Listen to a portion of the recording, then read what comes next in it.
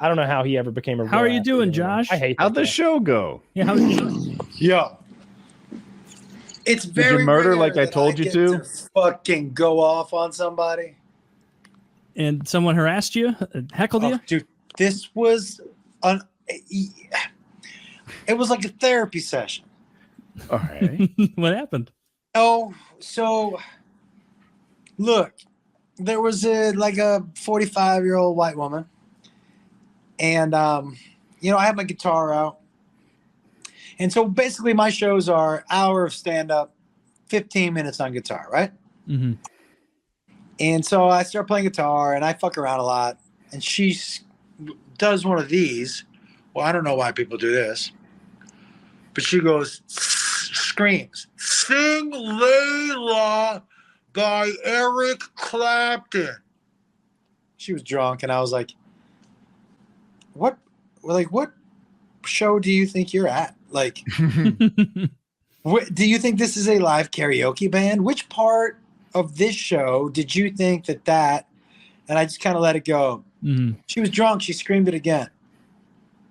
When I tell you that, this is no exaggeration, for 7 minutes, it was just me telling her how stupid she was. It was like the crowd was clapping. People were high-fiving each other. So I guess she was annoying the whole show. I'm sure. But, man, it feels good. My theory with hecklers is this. I let you hang yourself. So everybody else in the crowd is sick of you too. Mm-hmm. And that way I can say whatever I want. Makes sense. But if I go at you too quick, somebody's going to be like, well, he was a little harsh. So I want everybody in the audience to be like, when is he going to shut her the fuck up? Mm-hmm. And that's when you do. And it's like, honestly, dude, I feel like I smoked 8 joints. I feel good. Great. Like, Good. So good. How did she take it though? Was Her she husband, a sport that rolled with it? Did she fight back? it was such an onslaught that she didn't have a time to speak. When I tell you it was 7 minutes straight, nobody was coming up for air. Her husband was laughing so hard at her that he had to get up and excuse himself. She was so mad. Like it was like, I wish I had recorded it. It felt good. It felt good mostly because like I am presently, I have the only job where people buy tickets to a show and think that they can do it better. Mm-hmm. I can't think of it. Nobody goes to Pearl Jam is like, just wait till I grab that mic from Eddie Vedder. I'll show him Jeremy. Do you know what I mean? Yeah. We got the only profession. And when people say to me, and by the way, I don't mind fucking with hecklers. It's how I get content, right? Mm-hmm.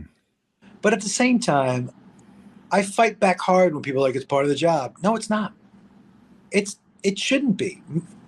Part of my job shouldn't be the fact that you can't handle your alcohol. Yeah. My job is to make people laugh. My job is not like, I disagree entirely. Does it happen? Yeah. Does that mean it should be part of the job? No. I disagree with that 100%. Sure. But yeah, I mean, I'm a little mixed because you're like, hey, I don't mind it, and it's how I get content, but I wish it never happened. No. I didn't say it should never happen. No, okay, I misinterpreted. What I'm saying is when people say you should be fine with it, it's part of the job. It's not part of the job. Like, people should know how to behave when they leave the house. Now, here's what I mean by that, dude. When there's content, when there's banter, that's one thing. Mm-hmm. When you're that lady, it's a completely different situation. When you're talking to each other at a table, it's a complete situation. If we're fucking around with each other, it's content or whatever. If you're straight up disruptive, it's two different things.